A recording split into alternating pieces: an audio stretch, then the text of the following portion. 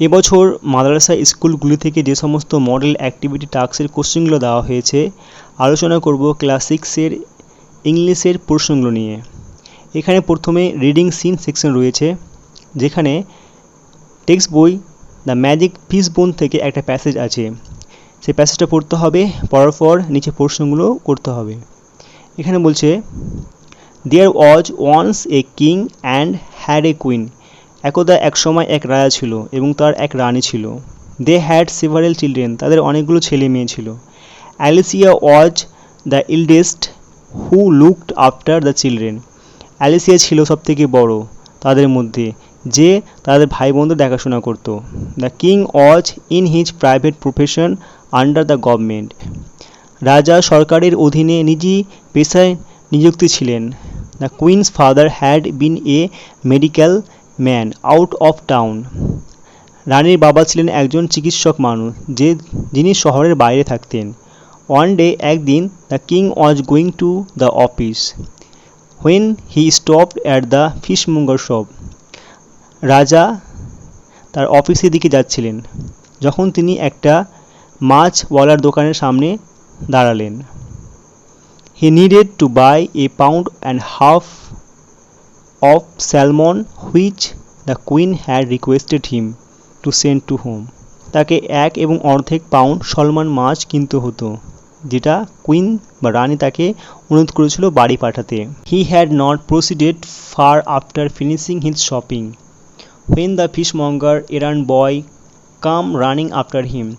তিনি তার কেনাকাটা করে বেশি দূরে যাননি, সেই সময় সেই মাছওয়ালার ফরমাইশি খাটা ছেলেটা তার পিছন পিছন এলো। এখানে প্রশ্নটা আছে, টিক দ্য কারেক্ট অল্টারনেটিভ, অর্থাৎ নিচের যে উত্তরগুলো আছে তার মধ্যে সঠিক উত্তরটা টিক দিতে হবে।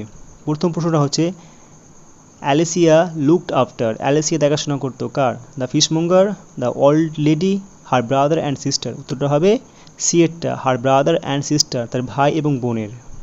তারপরের প্রশ্ন হচ্ছে, the queen's father had been, রানীর বাবা ছিল মেডিকেল ম্যান, পোস্টম্যান, টেলর। তিনি ছিলেন কি? ইয়েরটা, মেডিকেল ম্যান, অর্থাৎ চিকিৎসক মানুষ। তারপরটা হবে 3 নম্বরটা, the opposite word of queen, কুইনের বিপরীত শব্দ হচ্ছে কি?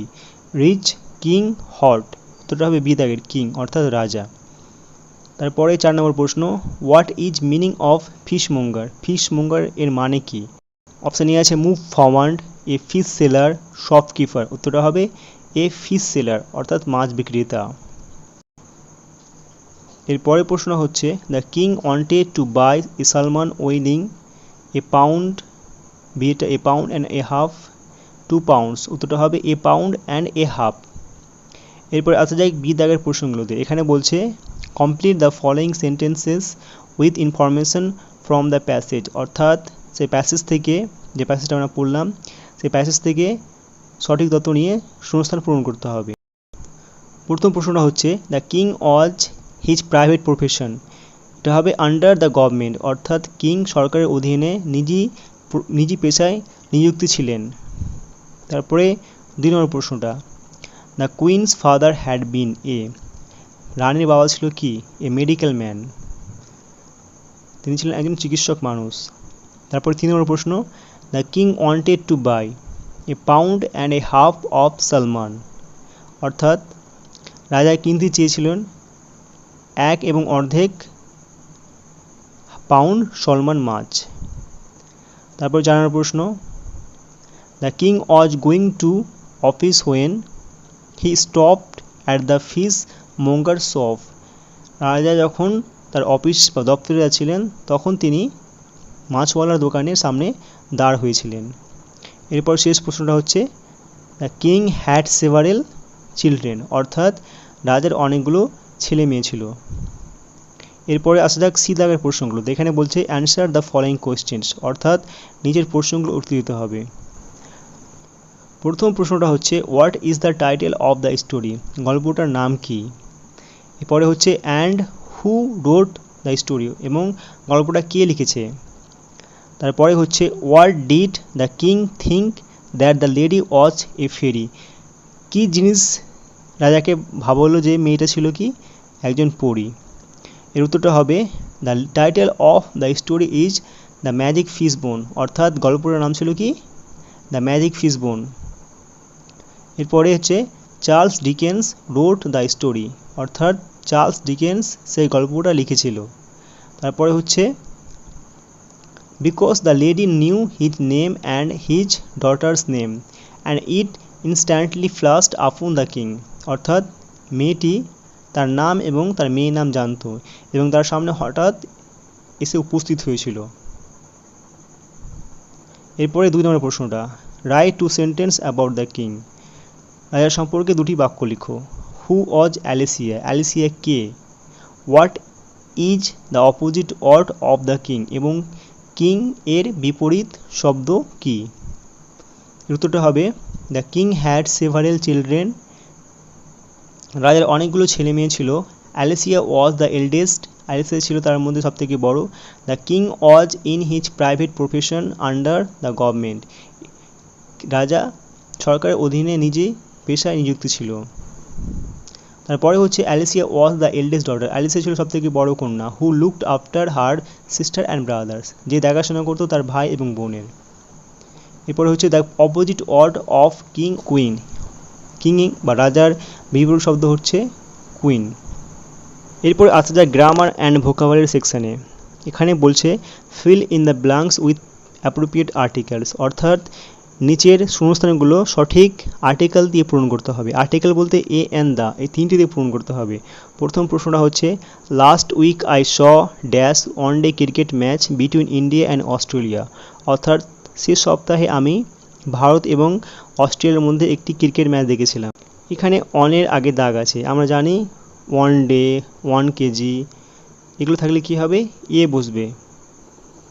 এবার হচ্ছে বি দাগের প্রশ্ন, এখানে বলছে there is dash university in our district, অর্থাৎ আমাদের জেলায় একটি বিশ্ববিদ্যালয় আছে।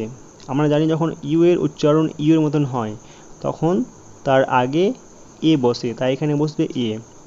এবার সি দাগের প্রশ্ন, Brutus is dash honourable man, Brutus হয় একজন সম্মানীয় মানুষ। এখানে অ্যান বসবে কারণ এখানে এইচ এর উচ্চারণটা সাইলেন্স থাকছে এবং যখন কোনো শব্দ এই দিয়ে শুরু হবে এবং তার উচ্চারণ সাইলেন্স থাকলে তার আগে এ না বসিয়ে অ্যান বসাতে হবে।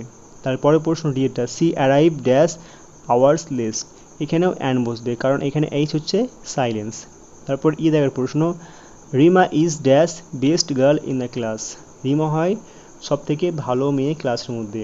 এখানে কি বেস্ট হচ্ছে গুডের সুপারলেটিভ ফর্ম, যখন কোনো অ্যাডজেক্টিভের সুপারলেটিভ ফর্ম থাকে তখন তার আগে দা বসাতে হয়। এরপরে এফ দাগের প্রশ্ন, the house is beside dash Ganges, বাড়িটি গঙ্গা নদীর পাশে, এখানে গঙ্গা নদীর নাম আছে তার আগে দা বসবে। এরপরে জি দাগের প্রশ্ন, এখানে বলছে Rabindranath Tagore was dash great poet, এখানে বসবে এ, অর্থাৎ রবীন্দ্রনাথ টেগর ছিলেন একজন মহান কবি।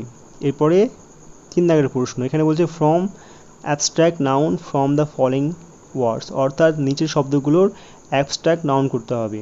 প্রথম আছে ডার্ক, ডার্ক থেকে হবে ডার্কনেস। এরপরে আছে অ্যাডাল্ট, অ্যাডাল্ট থেকে হবে অ্যাডাল্টহুড।